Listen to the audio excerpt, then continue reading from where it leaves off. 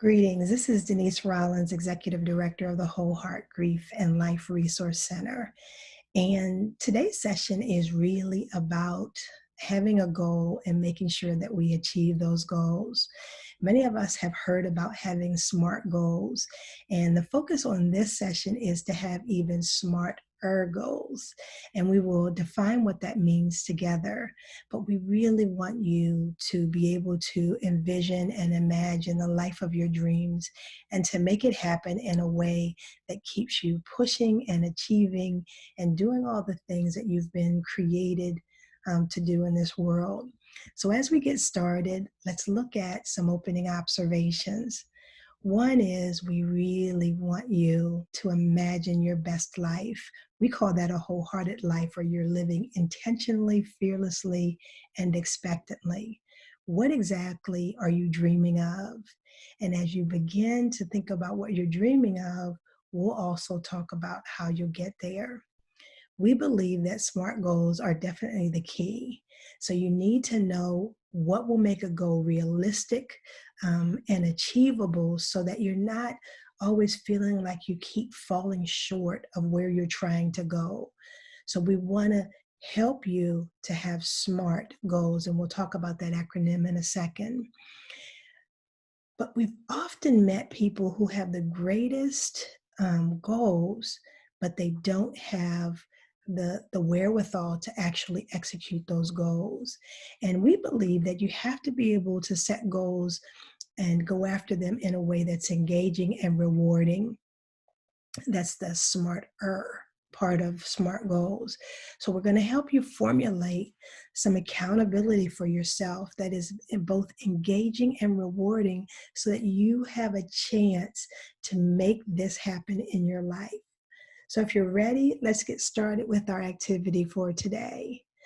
So what I'm going to ask you to do, and you can easily just do it with a blank sheet of paper, is to dream about the wholehearted life that you desire. What is it that you want to do? Where do you want to go? Who do you want to be? I want you to dream about the day that you actually do live intentionally, fearlessly, and expectantly. If nothing were holding you back, what would you want to achieve? Who would you want to impact? How would you want your life to be in the life of those people around you? And I really want you not to hold yourself back from dreaming about that wholehearted life. So, what does living look like for you? What would it feel like if you just saw life as an action word and you went after it with everything in you? If you weren't holding back and being safe, what would living really look like? And then what would being intentional, being purposeful, doing things with a goal in mind, what would that look like? What would it feel like? And what would it sound like? When you're imagining these things, it should be something that brings a smile to your heart and to your face, that you really think, wow, this is what life would be if I really was intentional. And of course, then we want you to think about what would it look, feel, and sound like if you were fearless. It doesn't mean that you don't have any fear. It means that you move, you do, you succeed, and you attain despite being afraid. You do it to the point that your fear is minimized and your faith is maximized. And if you operated in such a space, what would it look, feel, and sound like? And then finally, to be expectant, to think that the best will come to you, not the worst, not the bad things in life, but thinking that the good things in life are just around the corner for you. What would that be like? We want you to think about a dream that just makes your whole being just smile and feel good. Because if we don't have something that really pulls something out of us and makes us feel like this is what life is supposed to be about, it can easily get lost in the shuffle. So I really want you to think about that.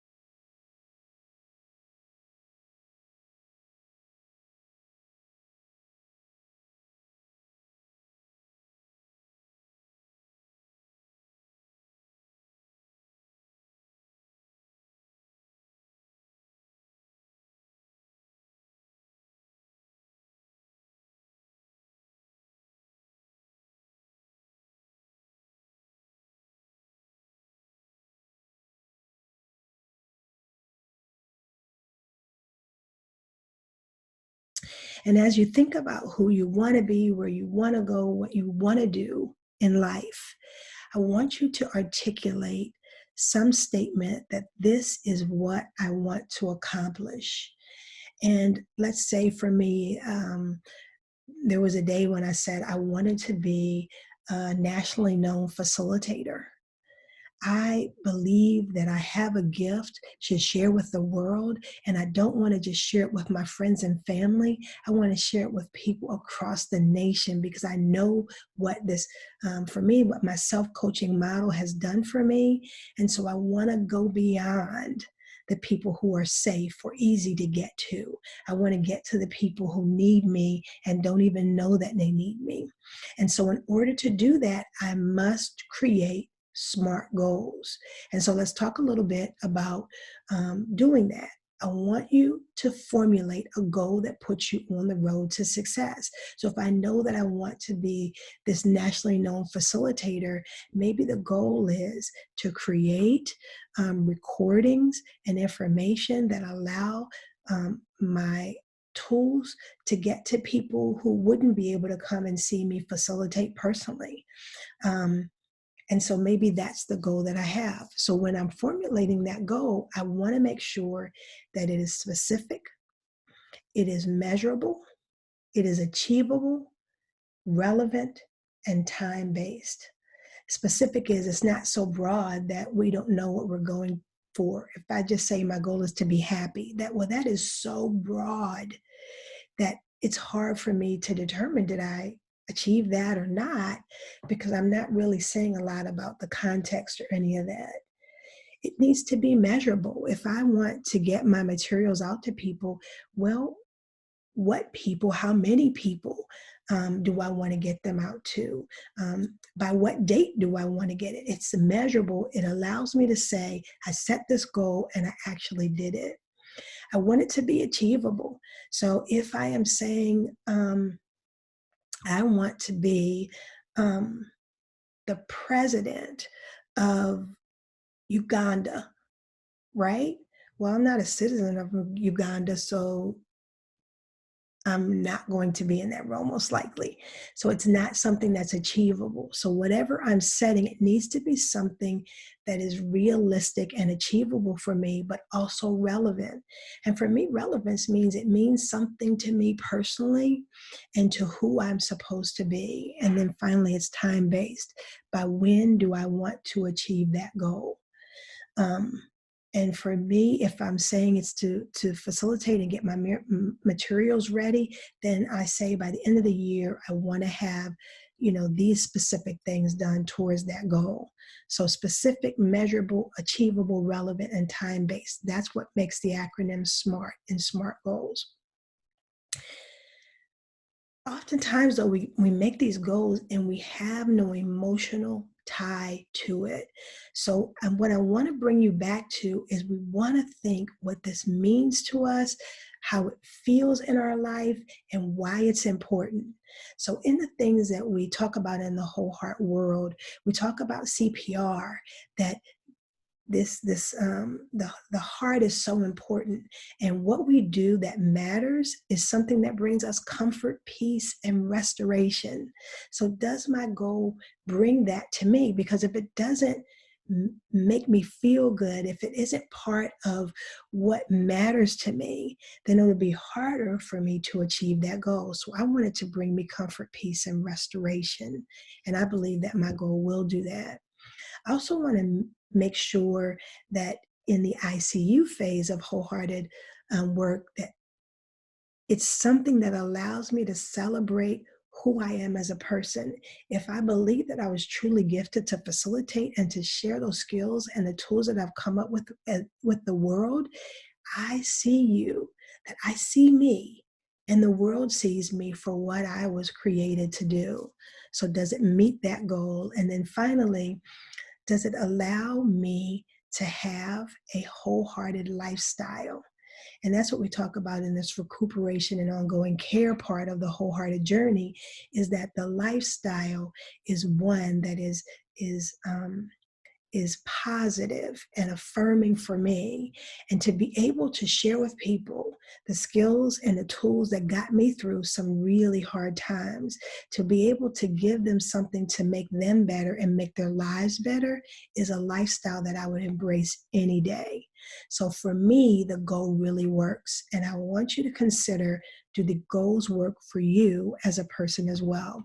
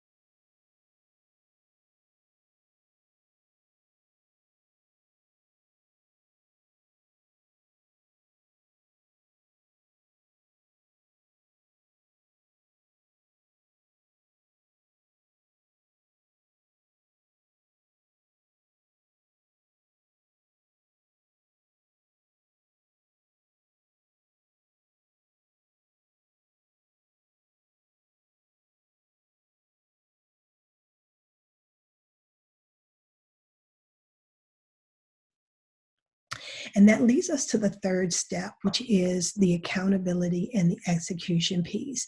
And that's where we talk about the smarter goals. And for that process, what we want to do is to make sure we hold ourselves accountable, because if we don't, it's less likely that we will achieve success. So in holding ourselves accountable, there are a couple pieces. When I'm holding myself accountable, I want to make sure that that accountability process is simple, and that means it's easy to understand, it's easy to deal with. I've often created, and thank God for my coach, but I've often created systems of accountability for myself that had so many pieces to check off and make sure that it overwhelmed me. And it was great creating it because it looked pretty and it looked nice and it seemed like a great system, but it just wasn't realistic and simple because it wasn't simple. And so you want your accountability system to be simple and easy to deal with. You also want it to be mindful, um, something that is you can pay attention to, you can be aware of, that is careful and keeps me in line. It's something that makes me think and makes me aware of what's going on. You want the goal also to be authentic, not just the goal, but also the way that I am accountable to myself, some real way, instead of something that doesn't make sense or matter to me. The way I hold myself accountable, it should be respectful as well. I don't want to cause myself extra angst or harm in the ways that I'm holding myself accountable, and I'm making sure that the goal that I'm looking for is rewarding. It is something that feels good, is honorable, that I feel like it's something to aspire to. In my accountability system, whether it's a person or a way that I hold myself accountable, it should be truthful, that it is easy to be honest and frank with me. And then the last two things are that it's engaging. It's something that is worth occupying my time and my attention, and that also that it's rewarding. Oftentimes we set these goals and we hold ourselves accountable, but there is no underlying or overarching reward. And it has to be something, what's the reward if I am facilitating in the ways that I believe? Well, it's yes, the achieving the goal itself is a reward, but along the way, I want to set rewards for myself that make it okay. When I do the first step by the date that I'm supposed to, I get to celebrate by doing X, Y, and Z, but allowing myself these small victories and celebrations so that it feels good as I go throughout that process. And so you have some time right now to think through the process. It is not about getting stuck with each of the letters and trying to be so correct in each of them. It is about looking at the big picture, that we dream, that we set a goal that's attainable, and that we make sure that we execute it and hold ourselves accountable in a way that makes sure that whatever that dream is, we achieve.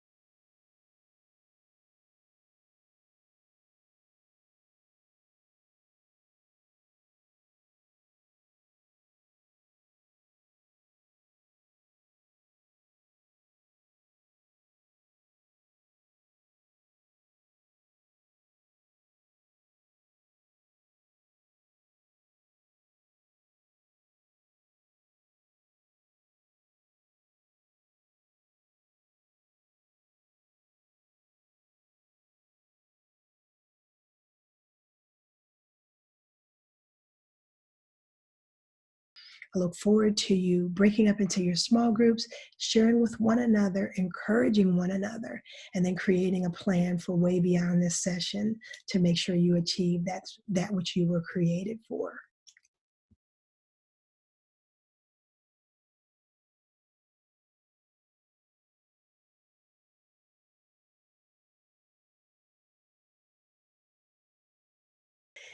Now that you have completed the activity, I just want to reiterate a couple of points. All of this begins with you having a vision.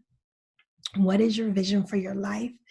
And then once you have that vision, what's the plan to achieve it and the commitment that you're going to make for it? When you do those and put those three pieces together, a dream, a plan, and a commitment, that is powerful. The second thing that I want you to know is it's not enough to know that you should go through this process. Unless you're willing to execute on the knowledge and the dream that you have, nothing will ever happen. So go after it and make sure that you do it. But when you do that, I want you to remember that this journey itself is going to have lots of ups and downs. Don't get discouraged by the first down that you face, and don't hold yourself to such a high standard that you hold yourself to perfection, which means you're often paralyzed and don't move forward.